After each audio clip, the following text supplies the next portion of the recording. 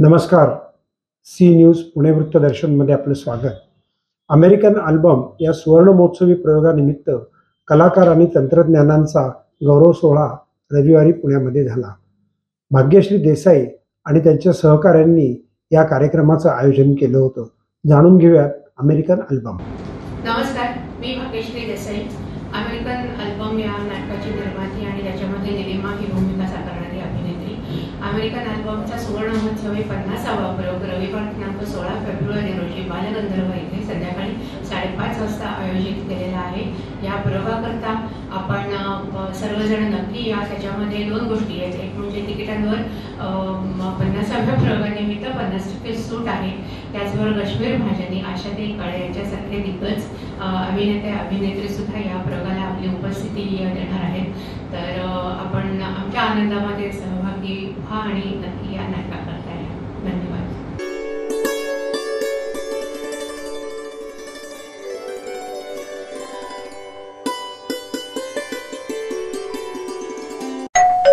अहो उठा ना, ऑफिसला नाही का जायचं? अगं मला आज फ्रेशच वाटत नाही, काही करायची इच्छाच नाही. अहो मग तुम्ही आजपासूनच न्यू युनायटेड फार्मसीचे गुड मॉर्निंग चूर्ण घेणं सुरू करा. अपचन, मलावरोध, बद्धकोष्ठ, आम्लपित्त आणि पोटाच्या तक्रारींवर खात्रीशीर आयुर्वेदिक उपाय. गुड मॉर्निंग चूर्ण. 35 वर्षांपासून सगळ्यांच्या पसंतीचे गुड मॉर्निंग चूर्ण औषधांच्या प्रत्येक दुकानात मिळते.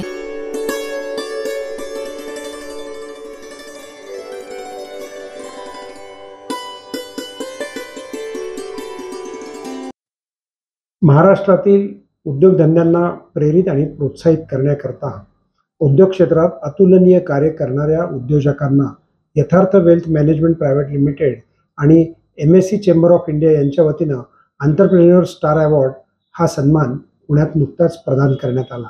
यामध्ये चितळे बंधूंचे केदार चितळे यांनाही सन्मानित करण्यात आलं. नमस्कार, मी स्मिता बोलाणे, अर्थात वेल्थ मॅनेजमेंट OBC प्रायव्हेट लिमिटेडची डायरेक्टर. आम्ही ह्या वर्षापासून SME chamber of India, Sahasamvad foundation आणि असोसिएशन व्हॅल्युएशन प्रोफेशनल यांच्यासोबत मिळून पुरस्कार वितरण सोहळा करणार आहोत. त्याचं नाव आहे एंटरप्रेन्योर स्टार अवॉर्ड 2025. या कार्यक्रमामध्ये प्रमुख पाहुणे म्हणून येणार आहेत चंद्रकांत दादा पाटील, जे टेक्निकल एज्युकेशन मिनिस्टर आहेत, आणि श्री उदय सामंत साहेब, जे इंडस्ट्री मिनिस्टर आणि मराठी भाषा मिनिस्टर आहेत त्यामध्ये.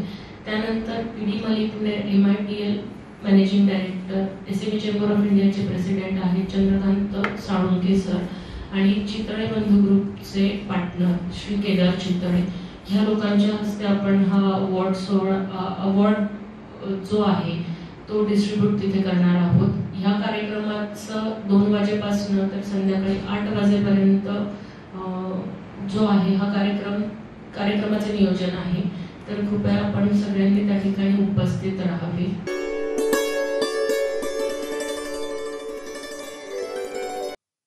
बाबासाहेब आंबेडकर यांच्याविषयी त्यांनी ते ब्राह्मण होते ह्याचा सिद्धांत त्यांचा वेगळा आहे. जो ज्ञानाने परिपूर्ण विपुल ज्ञानसमृद्धी त्याच्याकडे आहे, आणि चातुर्वर्ण्यात सांगितल्याप्रमाणे सर्व जगताचं ज्ञान ज्याने आत्मसात केलेलं आहे तो ब्राह्मण. अशा अर्थाने आंबेडकरांना ब्राह्मण ही संज्ञा त्यांनी वापरल्याचं दिसून येतं. त्या बाबतीत त्यांनी दोन्ही कामांच्या संदर्भामध्ये त्यांच्याकडनं जर चूक झाली असेल आणि कोणाचं जर मन दुखावलं असेल तर त्यांनी माफीनामा सादर केला आहे. जाणून घेऊयात राहुल सोलापूर. नमस्कार, मी अभिनेता आणि व्याख्याता राहुल सोलापूरकर.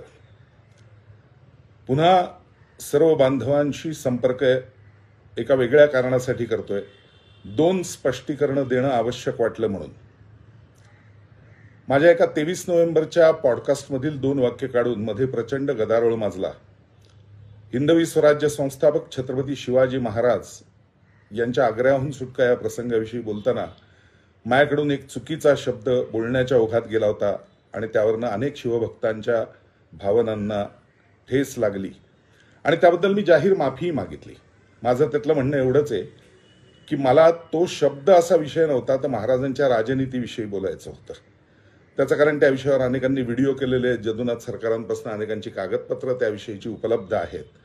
मला फक्त महाराजांनी हुंडी वटून राजकारण कशा पद्धतीने केलं आणि सुटका करून घेतली हिंदवी स्वराज्यासाठी हा विषय बोलायचा होता.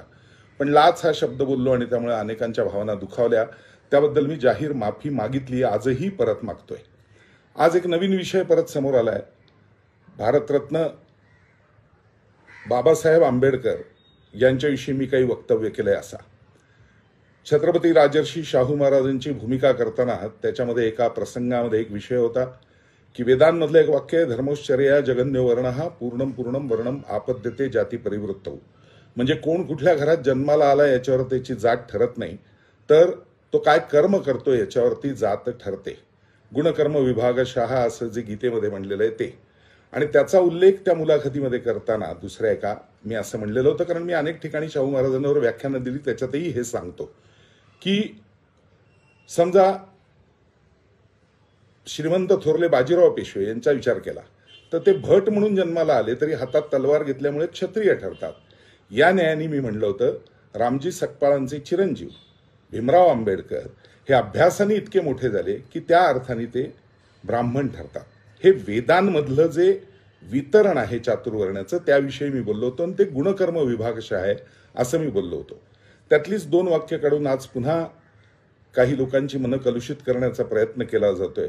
मला प्रामाणिकपणे एवढंच सांगायचंय, गेली 40 वर्ष या जीवनात वावरत असताना भारतरत्न डॉक्टर भीमराव आंबेडकर असतील, हिंदवी स्वराज्य संस्थापक छत्रपती शिवाजी महाराज असतील, स्वामी विवेकानंद असतील, श्रीमंत थोरले बाजीराव पेशवे असतील, स्वातंत्र्यवीर सावरकर असतील, अनेक विषयांवर मी जगभर व्याख्यानं देतो आणि ती अत्यंत या सर्व व्यक्तिमत्वांपुढे नतमस्तक होऊनच देतो. 40 वर्षात या सगळ्यांचा आदर्श घेऊनच पुढे जाण्याचा प्रयत्न मी आजपर्यंत केलेला आहे. हे ज्यांनी माझी व्याख्यानं किंवा वैयक्तिक आयुष्य पाहिलंय त्यांना हे सर्व माहिती आहे. तरीही हे का केलं जातंय याविषयी मी मात्र अनभिज्ञ आहे. मला मात्र मनपूर्वक असं सांगायचंय की ज्या महामानवांना आपण समोर ठेवून जगत असतो त्यांच्याविषयीचं कुठलंही वाईट वक्तव्य माझ्याकडनं होणार नाही.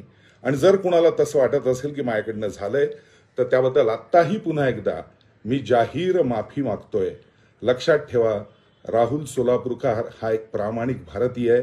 माझ्याकडनं असा कुठल्याही महाव्यक्तिमत्वाला कलुषित करण्याचा प्रयत्न स्वप्नात सुद्धा होऊ शकत नाही. हे मनपूर्वक लक्षात ठेवा. पुन्हा एकदा मी जाहीर माफी मागतोय. मनपूर्वक धन्यवाद.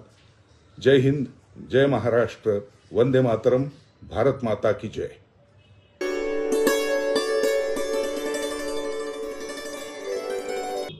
दिल्लीमध्ये भारतीय जनता पक्ष सत्तेमध्ये आला आणि दिल्ली राज्य त्यांनी मिळवलं. त्याकरता पुण्यामध्येही जल्लोष करण्यात आला. पुण्यातल्या एका कार्यक्रमात रवींद्र चव्हाण यांनी दिलेली ही प्रतिक्रिया. सत्तेत येतंय, आपचा दारुण पराभव झालाय, काय पहिली प्रतिक्रिया आहे?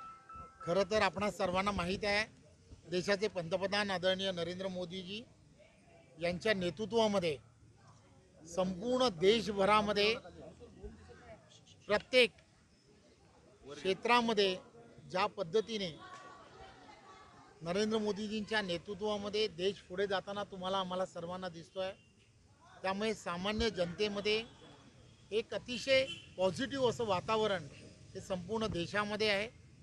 12 बलुतेदार असतील, शेतकरी असेल, कष्टकरी असतील, या प्रत्येकासाठी आदरणीय पंतप्रधान नरेंद्र मोदीजींचं केंद्रातलं सरकार हे सातत्याने वेगवेगळ्या पद्धतीने त्यांना आधार देण्याचं काम करत आहे.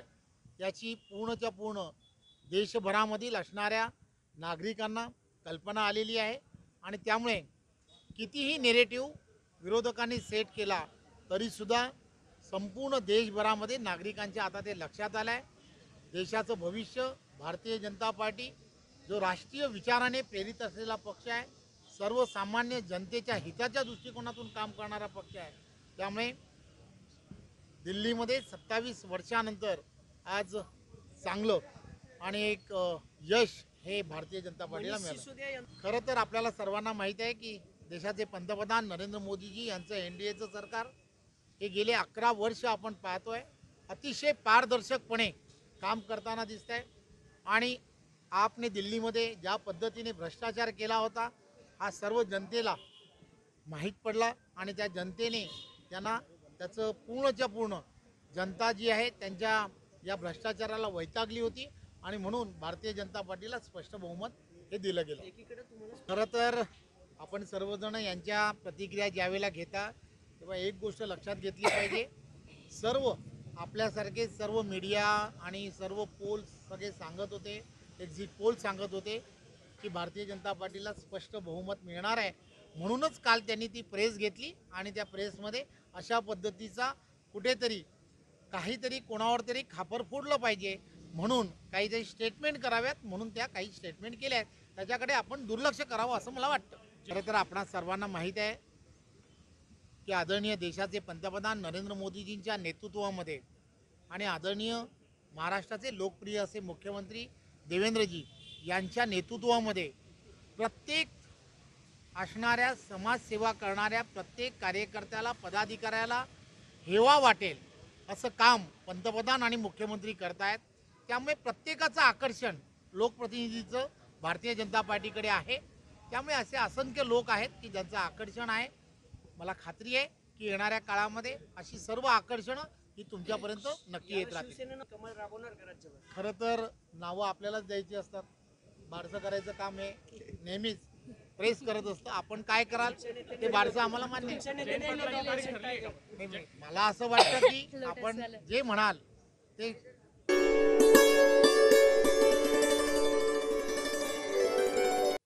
महाराष्ट्रामध्ये गोरगरीब जनतेमध्ये लोकप्रिय असलेली आणि त्यांची आवश्यक असलेली शिवभोजन ही योजना राज्य सरकार आता बंद करणार असं एकंदरीत चित्र निर्माण झालेलं आहे.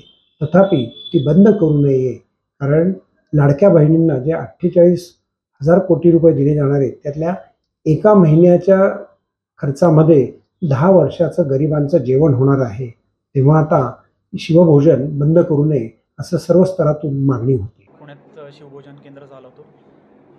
2020मध्ये महाराष्ट्र शासनाने एक चांगला उपक्रम योजना जर राबवली होती ती म्हणजे शिवभोजन केंद्र, ज्याच्यामध्ये 10 रुपयात गरजू आणि गरीब लोकांना एक वेळचं जेवण दिलं जातं. त्याच्यामध्ये 2 चपात्या, भाजी, वरण भात असा समावेश असतो थाळीमध्ये. कोरोनामध्ये पण जर का बऱ्याच लोकांच्या हाताला काम नव्हतं तर त्यावेळेस पण त्यांना याच योजनेमुळे तारलं. ज्यांच्याकडे खरंच एक वेळचं अन्न नव्हतं त्यांनी पण तिथं येऊन त्याचा लाभ घेतलेला आहे. आत्तापर्यंत रोजचे 2 लाख लोक यामार्फत रोजचं जेवण करतात एक वेळचं. असे टोटल 2,000 केंद्र पूर्ण महाराष्ट्रात आत्ता ॲक्टिव्ह आहेत. त्यामार्फत परत जवळपास 34 ते 37 केंद्र आत्ता पुणे शहरामध्ये पण आहेत आपल्या. आत्ता महाराष्ट्र शासनाच्या काही योजनांचा किंवा अपुऱ्या निधीमुळे शासन ही योजना बंद करण्याच्या मार्गावर आहे. तर ही योजना बंद करू नये यासाठीच आम्ही शासनाकडे ऑलरेडी आवाहन केलेलं आहे. शासनाला निवेदन पण दिलेलं आहे. आम्ही मंत्री महोदयांना पण भेटतो आहोत, आमदार खासदार यांना पण भेटतो आहोत आणि हेच निवेदन देतो आहे आणि हेच आमची मागणी असेल की केंद्र बंद करू नये, कारण की ही योजना खूपच चांगली आहे आणि याचा डायरेक्ट लाभ लाभार्थ्यांना मिळतो. एक वेळचं जेवण मिळतं. त्यानंतर आत्ता जर का तुम्ही केंद्र बंद करत आहात तर प्रत्येक केंद्रावर कमीत कमी 3 ते 4 जण काम करतात. म्हणजे आचारी वेगळे असतात, त्यांना लागणारे हेल्पर वेगळे असतात, वाढपी वेगळे असतात, तिथं फोटो काढायला माणसं वेगळे असतात. अशी जवळपास 4 ते 5 माणसं एका केंद्रामागं काम करतात. जवळपास 2,000 केंद्र म्हटलं तरी 10,000 माणसं एकाच दिवशी बेरोजगार होणार आहेत. तर याचाही सरकारने विचार करावा. 268 कोटी म्हणजे खूप मोठी रक्कम सरकारच्या मानाने तरी नाही आहे. वार्षिक खर्च आहे 268 कोटी. बाकीच्या बऱ्याच योजनांना सरकार 4-4 हजार कोटी महिन्याला आत्ता देतोय. तर तो पण विचार सरकारने केला पाहिजे की जर का तेच 1 महिन्याच्या खर्चात पुढचे 10 वर्ष शिवभोजन केंद्रासारखी योजना चालू राहू शकते. आता बंद केल्यानंतर पुढचं पाऊल काय असणार? तुमची काही संघटना आहे किंवा काय आहे? संघटना नाही, आता आम्ही सगळेजण एकत्र आलो आहोत शिवभोजन केंद्र चालक पूर्ण महाराष्ट्रातले. आम्ही गेल्या 8 दिवसांपासून प्रत्येकजण मंत्री महोदयांना भेटतो आहे. मुख्यमंत्र्यांना पण आम्ही भेटलो आहोत, उपमुख्यमंत्र्यांना पण भेटलेलो आहोत. जर का सरकारने हा निर्णय कायम ठेवला आणि बंद करण्याचा निर्णय घेतलाच तर आम्ही सगळेजण महाराष्ट्रात 2,000 शिवभोजन केंद्र चालक जाऊन मंत्रालयाबाहेर बसणार आहोत.